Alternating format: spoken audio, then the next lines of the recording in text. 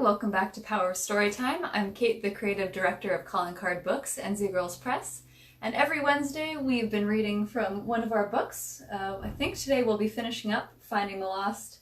And we'll be taking a little bit of a break from Power of Storytime where we'll come back eventually. But we've gotten quite busy, so we need to regroup a little bit. But today we're joined again by Michael Foster. Thanks for joining us, Michael. Thanks, sorry. Yeah, Michael's real busy today, so we're only going to keep him for a little bit. I'm excited to be here. It's exciting that you're finishing up the Finding the Lost. Today I'm wearing my person jumping off of the dock into a lake shirt because in a couple of days here I'm going to be driving to the cabin and the lake and spending time at Moose Beach. And I'll be there for a couple of weeks. So I'm really excited about that, and happy I could still be around here for this last reading. Yeah. We've zoomed in on the shirt. What does it say underneath the water? It says, "Life is good." There you go. Oh, to be by And so I will be doing this next week. I also want to mention that for any listeners who happen to be in Idaho and near Warm Lake Lodge or North Shore Lodge around that time, there is a possibility of getting an autographed copy of the book there. I will be probably doing some autographs, though I will be maintaining social distancing and wearing a mask and observing good safety precautions. But if you're around in the area, then that's an opportunity. Yeah, be wonderful. A little socially distanced book fun. Sounds wholesome. Right now, the North Shore Lodge is the only physical location that actually has book inventory, but we are excited to mention that we've just signed a contract with Ingram's Small Press United, and they will be working to get all of our books into traditional brick and mortar bookstores. So very soon you should be able to find Michael Foster's two books, The Passage at Moose Beach and Finding the Lost, in your neighborhood bookstore. And if they don't have it, ask for it, because it's going to be like a click of a button for them to order it. It is a click of a button now, but this elevates the clickability of it. We will actually have salespeople getting them out there into bookstores. We're super excited. Yeah. That is very exciting. Great stuff. All right, well, we'll jump into the questions before we have to let Michael get back to work. So in the book, we're almost at the end. Alicia's talked to all the ancients and nothing great has come of it so far, so she's headed back to Grandtree to see if this time around he's the solution to the problems like last time. And I wanted to get your take on, in your mind, is Grandtree a villain? Is he misunderstood, or is it kind of a mix where he started out good but was corrupted by his creation, his accidental creation by the ancients? So yeah, you've read, and the audience is familiar with this creation now. He wasn't born bad, so to speak. He just kind of became that way because the infusion of magic ended up giving him more power than he knew what to do with. And the saying, absolute power corrupts absolutely.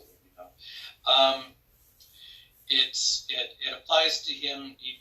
At first, he was just trying to survive, as any tree would, and gain water. But the magic in him caused a greater growth, and he found that by draining more water, he could have more power, and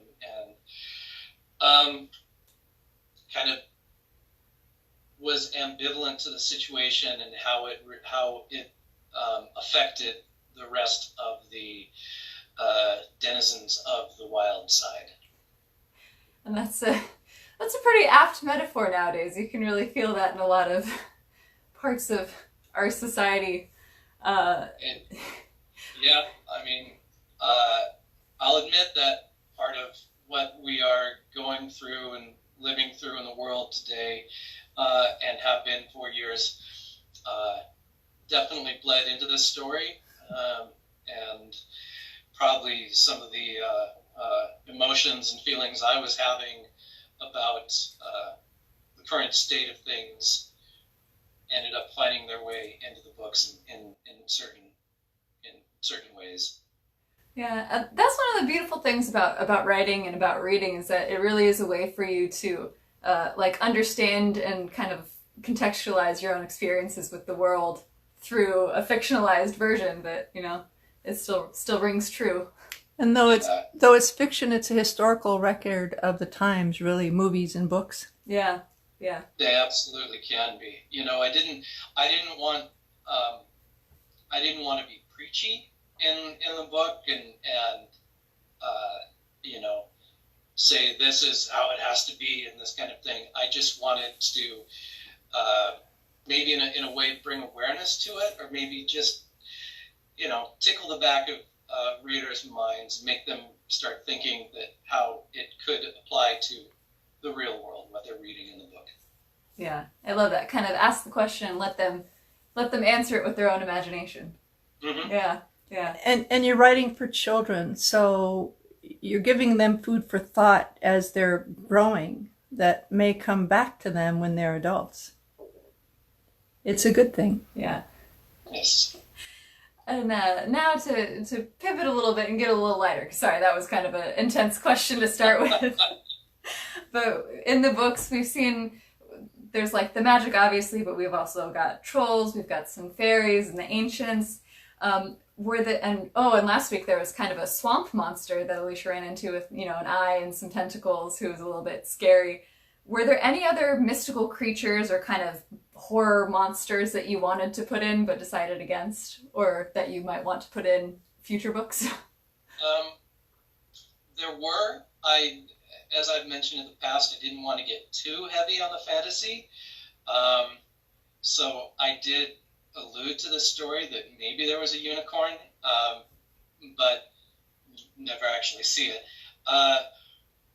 So I, you know, suggested that perhaps there are more types of magical things in the wild side.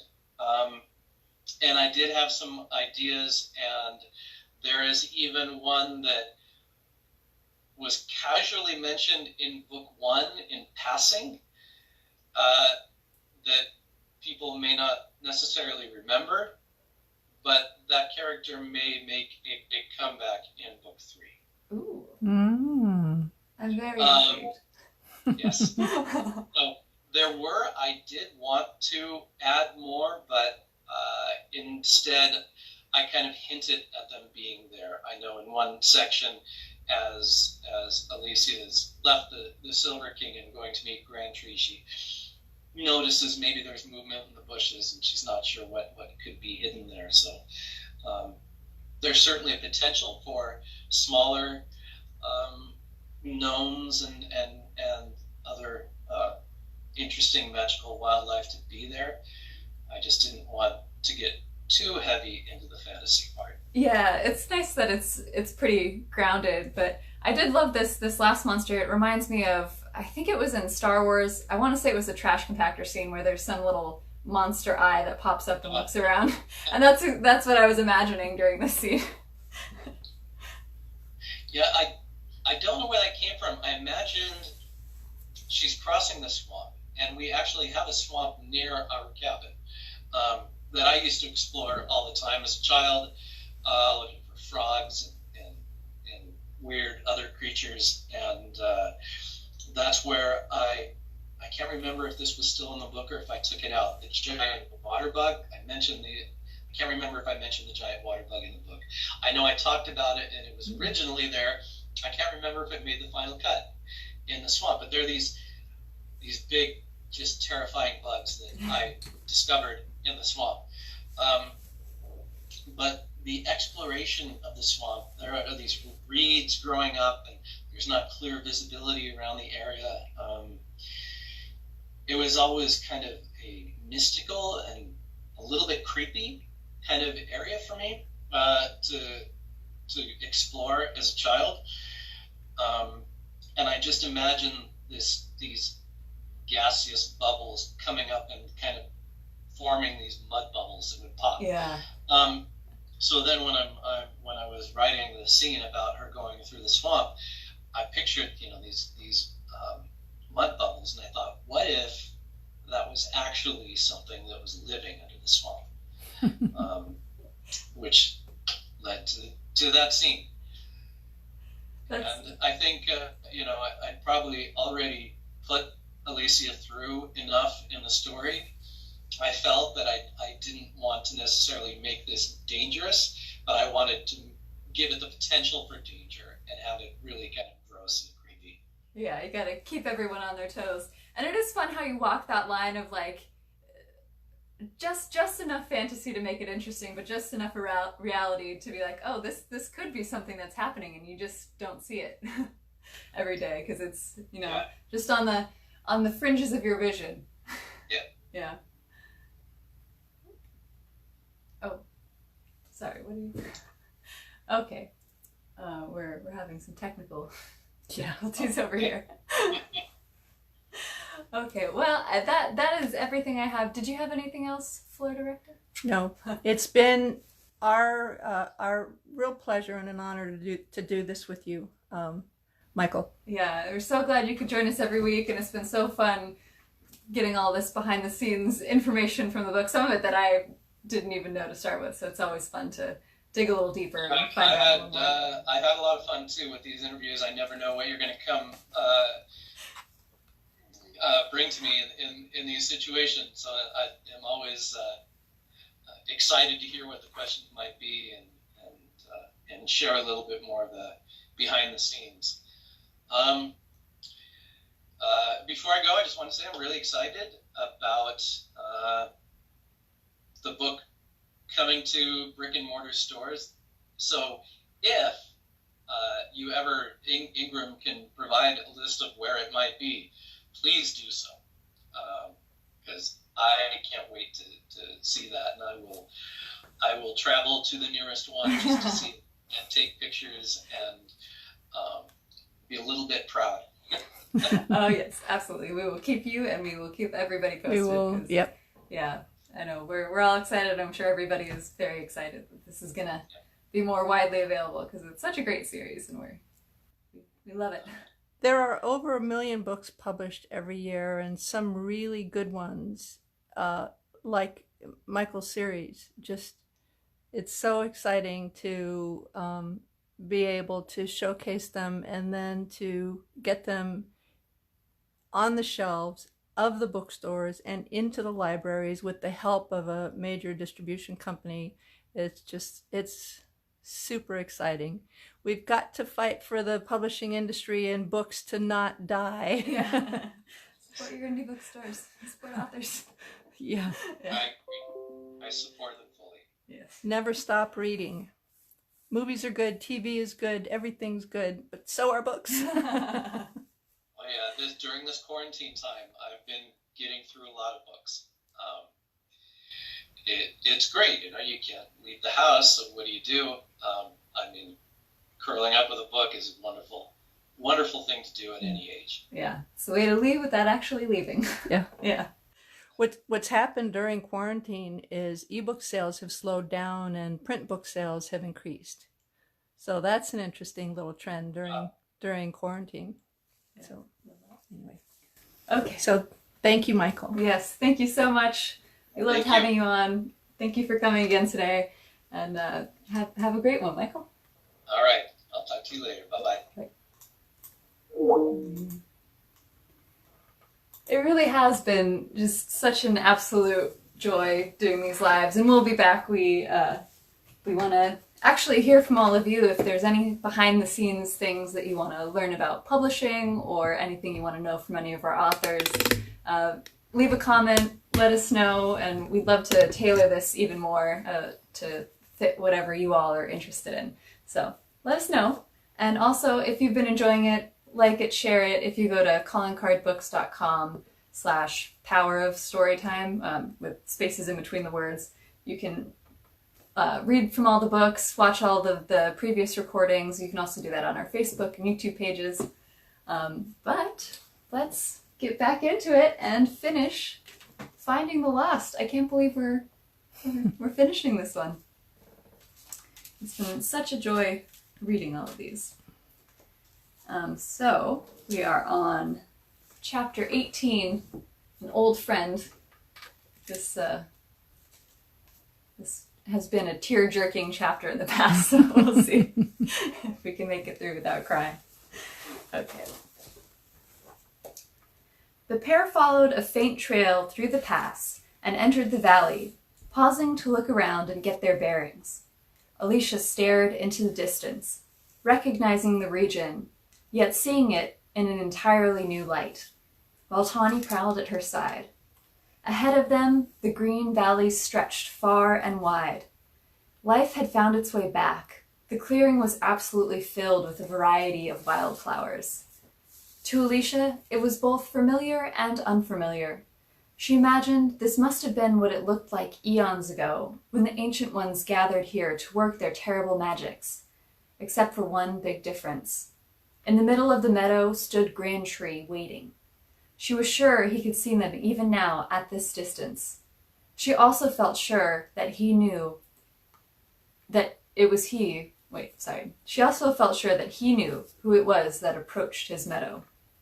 Alicia gazed down the trail as they traveled to where it met the floor of the valley, and her breath hitched in her throat. A long-forgotten memorial to a giant friend stood there, resting among the multitude of flowers that surrounded it. Slowly, she strode down the path, reaching the base, moved forward, and approached the remains of Bristleback. 4,000 years of time and weather had reduced the great mountain troll to nothing more than a large hill of sand.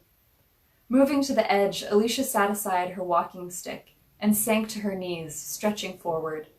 She dug both her hands into the great pile before her, feeling the residual warmth of the day still trapped within the sand, soaking into her fingers and palms.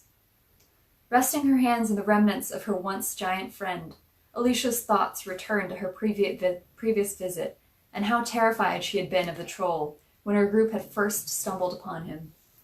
They literally stumbled upon him and ended up on his enormous back without realizing it.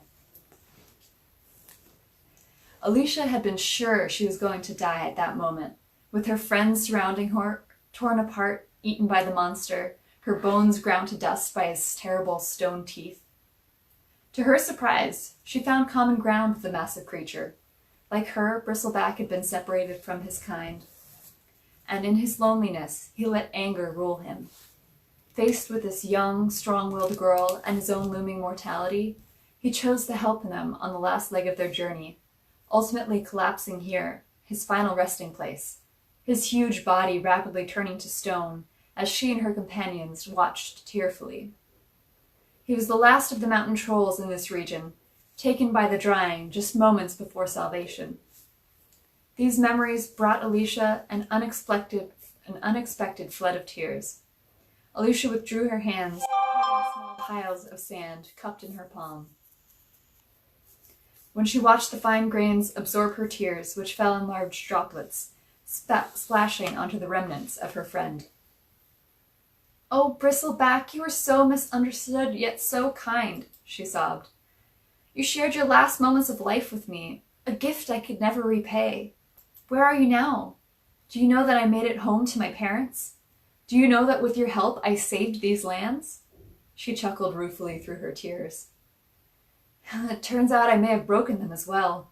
The barrier, at least. Not on purpose, of course. And not directly either. It was Grand Tree who weakened it. But I helped in my own way. I don't know that I had that kind of power." She smiled, wiping away her tears. "But you did, didn't you? You said so, I remember." Alicia remembered back to the day when she last set foot in the valley. "I told Mickey," she said to the pile of sand, I told Mickey, Briar, and Fiona that I was just going to ask Grantry to send me home, just like you suggested I should.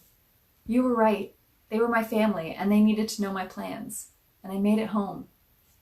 She began to sob again, and the big cat came to her side, leaning against her gently, giving unspoken support. "They're gone now. All of them, everybody's gone, including you. So much time has passed, thousands of years. To me, it seems like it could have been just the other day." Alicia stared into the sand, cupped in her hands. She was a little girl once again, reliving the tragedy of that day. Tears streamed uncontrollably down her cheeks. Spreading her fingers slowly, she watched the small grains of sand fall away. It was like watching an hourglass, as what remained of her huge friend slipped back into the pile in front of her. Like an hourglass. The mental image reminded her of her current quest, and what was at stake: her parents trapped in time, the fractures that must be sealed. How many more people or creatures were trapped as well? Alicia slowly rubbed her hands together, brushing away the last of the sand, and looked back at Bristleback's remains. "And now I'm back," she said, choking back the sobs, the remaining tears slowly drying on her face. "Surprise!" She smiled again, small and sad.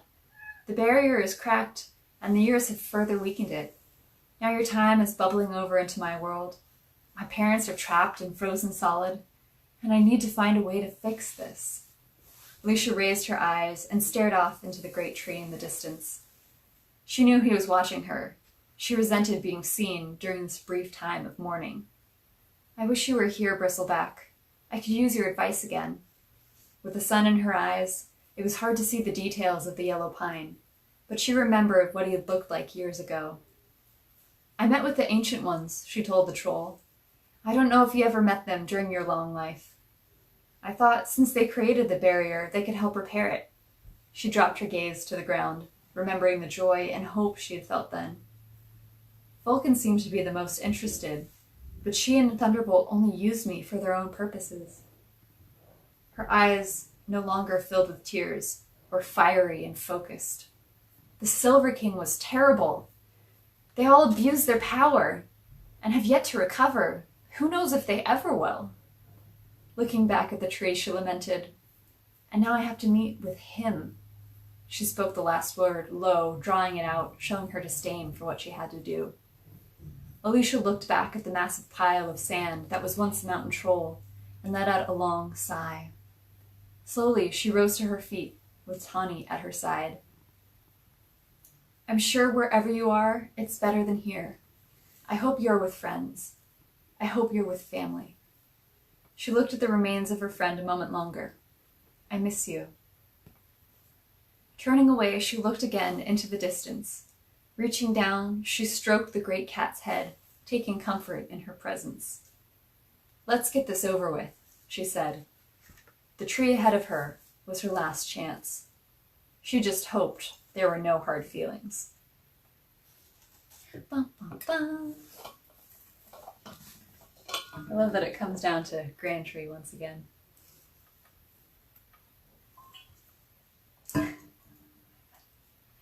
Okay, now we're at chapter 19, Grantry Revisited.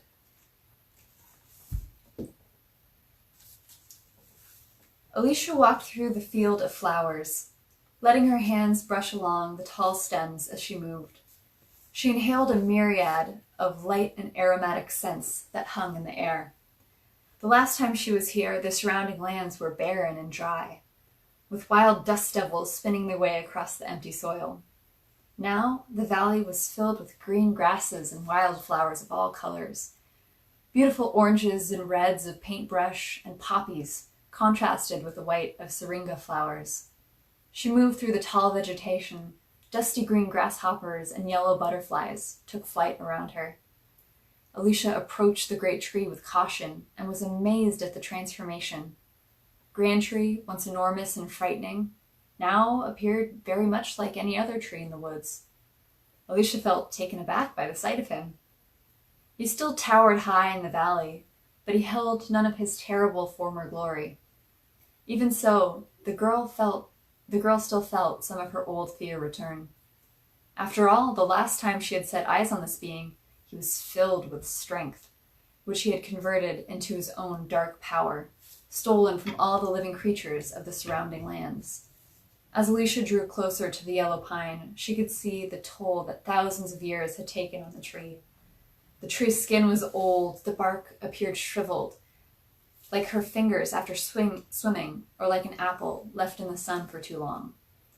There was a large scattering of this distinctive puzzle-like shapes that made up his bark surrounding the base of the tree. Alicia looked up into his face and saw his eyes dimmed by time. The moss surrounding the eyelids, once bright green, was now brown and dark. Frozen rivers of sap around his mouth had grown long, a sign of the tree's life force draining away over the ages. Those dim eyes now looked down at the girl walking towards him. "I remember you, little one. You're not so little anymore," Grantree grumbled, low and soft as she approached. The strength of his voice, which once boomed across the land, was now reduced to barely more than a whisper. "Have you returned after all this time to look upon me with pity at what I have become?" Alicia and the cat reached the base, and she looked up at Grantree, surprised to find that after all the destruction he'd wrought, she felt sorrow for the great tree, even after all the destruction he'd wrought. To see a being fall from such majesty created a feeling of mortality that almost overwhelmed her.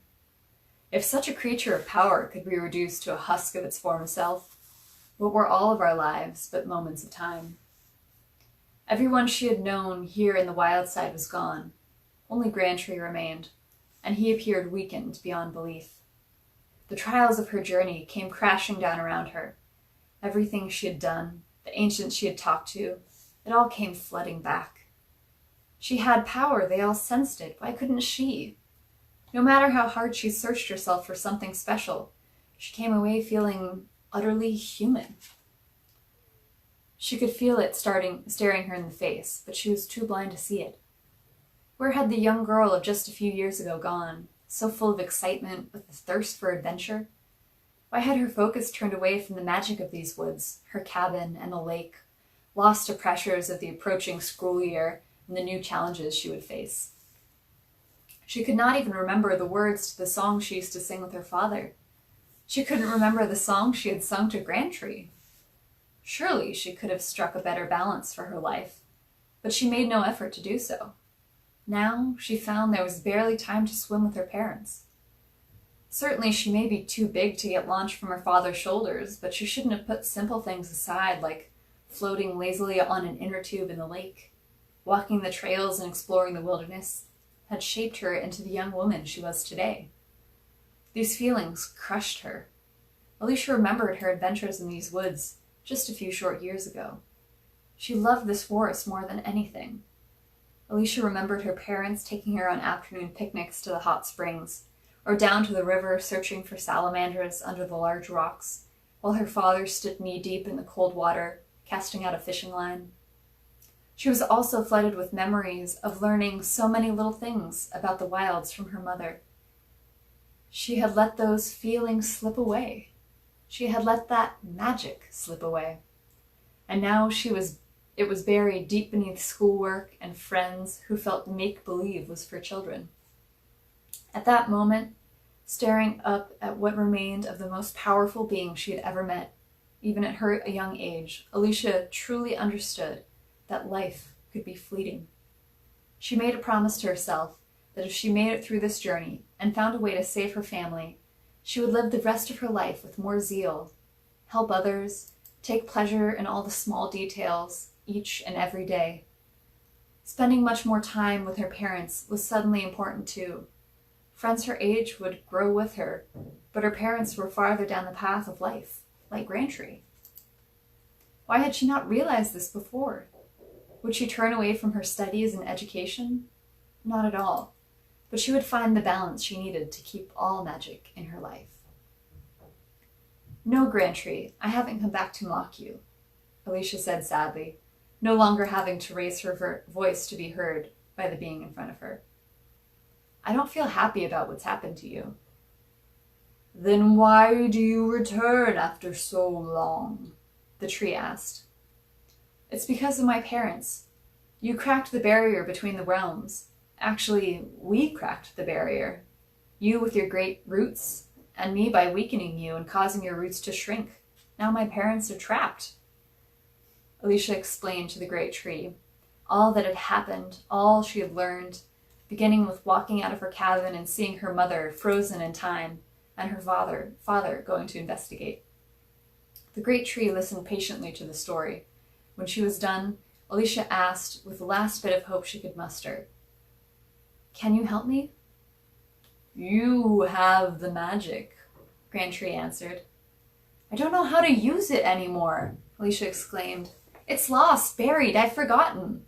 She looked at the great tree. "You saw me use it. You're the only one left who has felt it. Please help me find it again," she begged. "You didn't lose it," the yellow pine said. "You left it here. It has been waiting here for you to return." Grand Tree's voice rumbled, low and eager in his throat. "Here, beneath the skin I shed." Alicia had no idea what the being could be talking about. She looked down at the base of the tree and saw nothing, only piles of bark fallen from the tree as it aged. What could a Grand Tree possibly mean? She had not left anything behind here. "I don't see anything," she said in frustration, her eyes searching every inch of soil around his trunk. "I didn't leave anything here." "Oh, but you did. Your staff of power. Look there." Alicia looked again. There was no staff. But wait, there was something different there. Something separate, underneath the puzzle piece-like bark. What was that? Alicia knelt down and began to dig, casting aside handfuls of old bark, creating a hole. She continued to brush away the fallen pieces, slowly uncovering and revealing what lay below. Oh my gosh! She saw what lay there and remembered.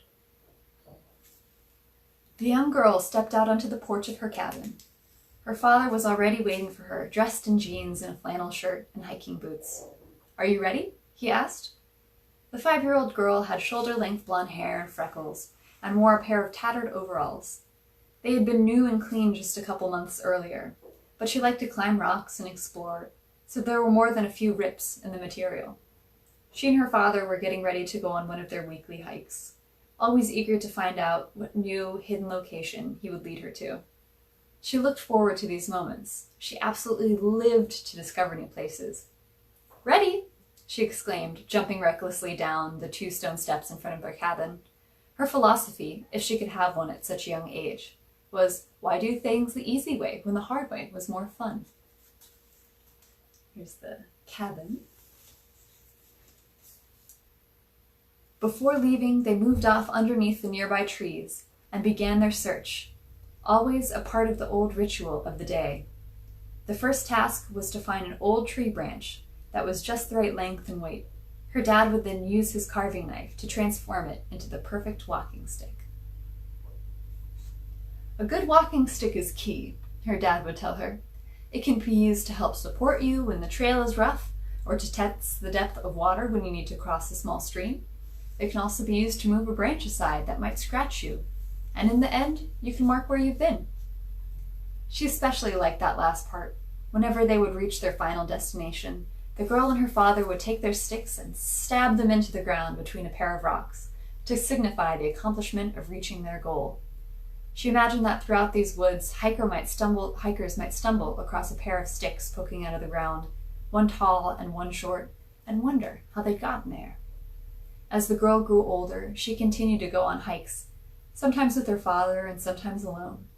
Every time she would go through the ritual of finding a walking stick that brought her joy, and it always kept her company when her father couldn't join her.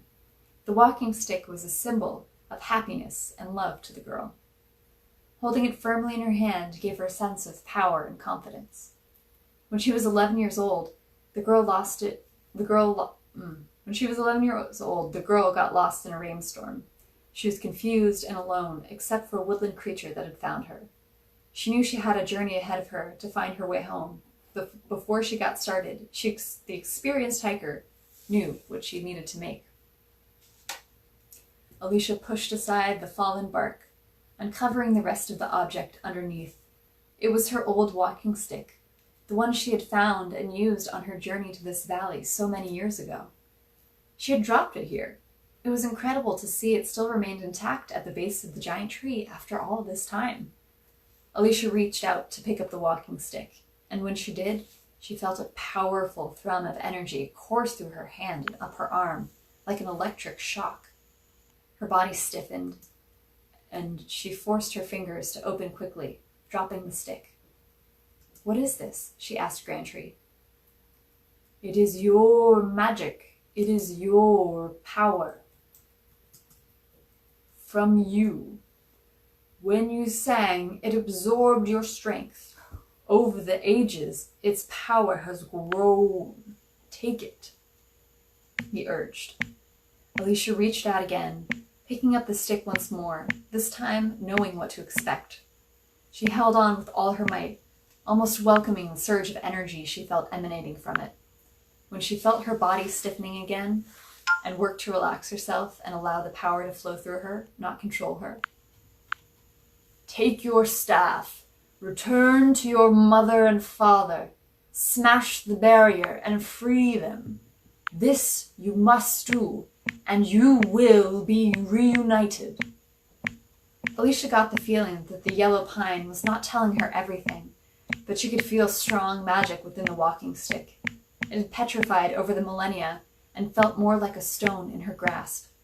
Her hand felt the smooth indentation worn into the surface so long ago by her young grip.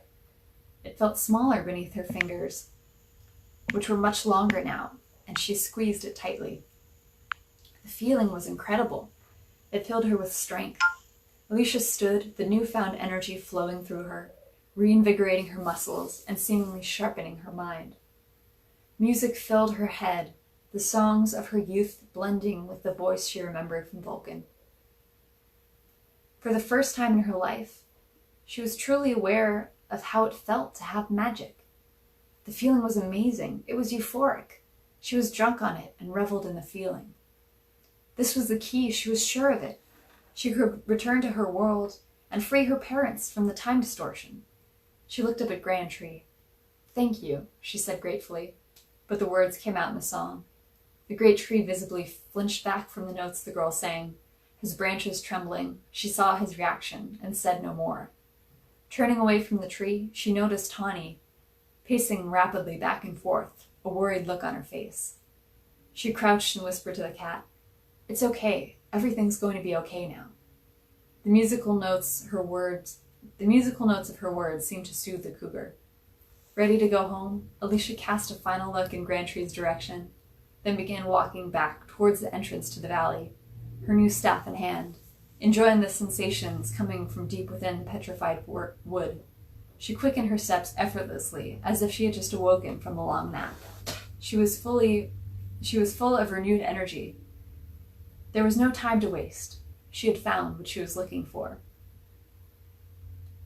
Grantree watched the young girl, now a young woman, go, his eyes following her across the field. "That's right," he chuckled quietly to himself. "Use the magic. I will be waiting." Now this is Chapter 20, The Breaking.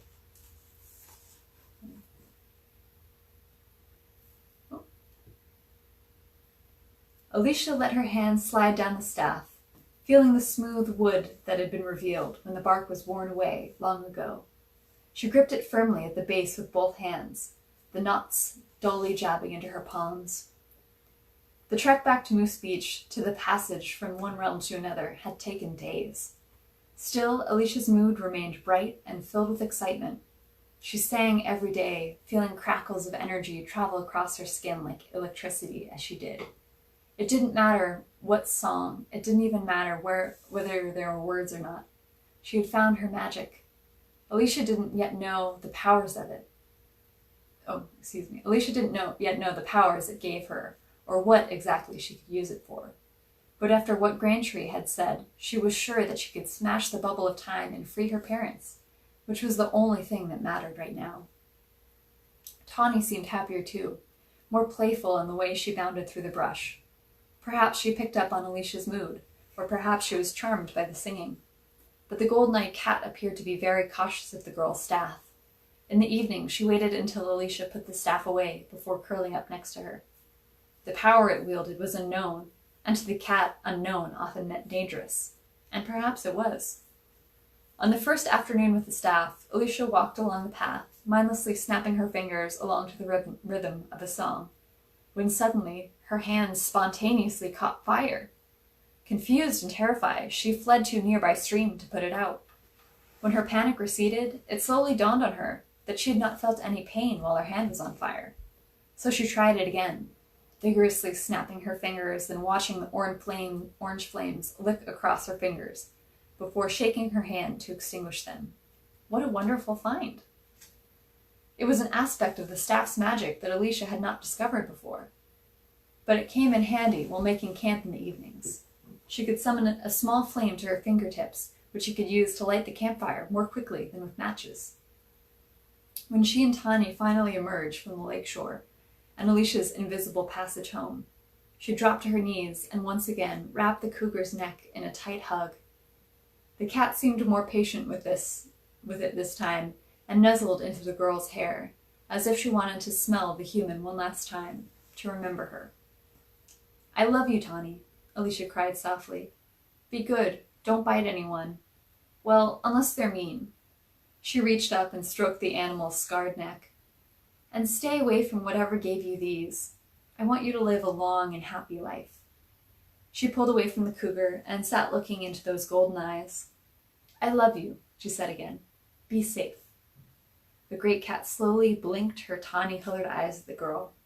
And with that, Alicia stood and walked towards the lake shore, equal parts hesitant to leave her new friend and anxious to free her parents. She felt the resistance of the barrier again, this time, but didn't have to work to find her way across. She could see the outline of her boat like it was a ghost, as if it had tried to exist in this world but was not quite there. Singing, she stepped forward. The sensation of strong wind resisted her movements, only for a moment, and then she was through. The colors around her faded, the light dimmed a bit, and the air turned colder. Otherwise, it looked exactly the same. And now the fully formed boat floated just ahead, waiting right where she had left it, as if only a few minutes of time had passed. When she stopped to think, Alicia realized that was the truth. She had traveled 4 weeks in the wild side, but here in her realm, only 15 or 20 minutes had gone by since she left. She quickly untied the rowboat and jumped in, carefully laying the staff and her pack on the floor of the boat alongside her. She was eager to get across the lake, but it took time to put on her life jacket again. She didn't know if being able to breathe underwater would be one of her new powers. Her staff granted her, but she wasn't willing to risk it. Placing the oars in the oarlocks, she turned the boat around and paddled swiftly. Alicia watched the receding shoreline of Moose Beach, no longer able to see Tawny. She hoped the big cat would be okay, and wondered if she would return to Thunderbolt. She knew the cat didn't belong to him, but perhaps it would seek out human companionship through the old man. Though the old man was rather sour, and she didn't know if he would be good company at all. Maybe it would be different for the cat. As she rowed, she saw frozen bubbles, the same ones she had seen weeks ago. Or had it only been minutes? How could she refer to time? It was all very confusing. Reaching her dock, Alicia grabbed the staff and tossed it on the shore. She gently stepped out of the boat as to not capsize it, and tied it to an old stump. She stripped off the life jacket and threw it into the boat, scooped up the staff, and ran up the hill. Alicia stood behind her cabin, gripping the staff at its base, her parents frozen in front of her. She held the stick out straight and lined it up with the edge of the time spear closest to her. She looked at her parents, motionless within the bubble. Questions ran rapidly through her mind. Were they aware? Could they sense time passing outside while their bodies remained trapped inside? Had the clockworks of their minds stopped as completely as their hands, fingers, and eyes? Would the action she was about to take hurt them? Were they even alive anymore? Or had they died, locked in there forever as a tragic reminder of the damage she had helped cause. With that last thought, Alicia planted her feet firmly in the dirt, lifted the walking stick over her shoulder like a baseball player gearing up for a home run. Please let this work, was her final thought, a plea to God and the ancients of the other realm. Alicia began to sing, feeling the energy running up the staff, through her arms and body, coalescing around her. When she felt ready, Alicia swung with all her might. The staff struck the sphere with a tremendous crack that reverberated through the air. The sound of 1,000 crystal chandeliers falling simultaneously onto 1,000 tiled floors exploded outward, expanding rapidly through the forest, across the lake, and over the hills beyond. Alicia dropped the remains of the now shattered staff to the ground and threw her hands over her ears, closing her eyes against the onslaught of noise. It sounded like the very universe was breaking into 1,000,000 pieces.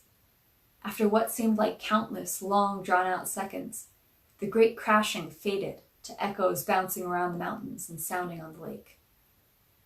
"That sounds like quite some thunder. We'd better get inside before the storm hits." It was her mother's voice. Alicia slowly opened her eyes.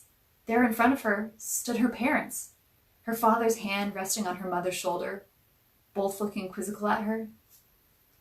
"Alicia, are you okay?" her father asked. The girl stared at her parents a moment longer before throwing herself at them, almost knocking them over with the ferocity of her hug. "Hey, hey, hey," her father chuckled. "What's all that for?" "You're okay, you're alive, you're okay," Alicia exclaimed through tears of joy. "And why wouldn't we be?" her mother asked, hugging the girl back. "I've got so much to tell you," Alicia said, pulling away and looking at them. "Did you finish your report?" Her father stopped mid-sentence, looking off into the distance. "What is that?" he asked, a note of awe in his voice. Alicia became aware of the new sound and turned to look towards the lake where her father was facing. She froze and her mouth slowly fell open. Out on the water, what looked like a mighty wind rapidly blew across the surface to the other side, pushing ahead of it a massive wave tipped with whitecaps. She had never seen anything like it. The wave came fast and crashed violently against the shoreline, shaking their dock as if it were made of popsicle sticks, and leaving behind dozens of fish wet and flopping on the shore under the afternoon sun. The wind continued, pushing ahead up the slope toward them, bending branches and small trees as it came. "Look out!" Richard screamed and threw his arms around his wife and daughter. He spun them both away from the wind, shielding them from the gale and the debris it carried with it. Pine needles, dirt, and fallen bark pelted his back and arms, leaving small scratches behind. The wind rushed past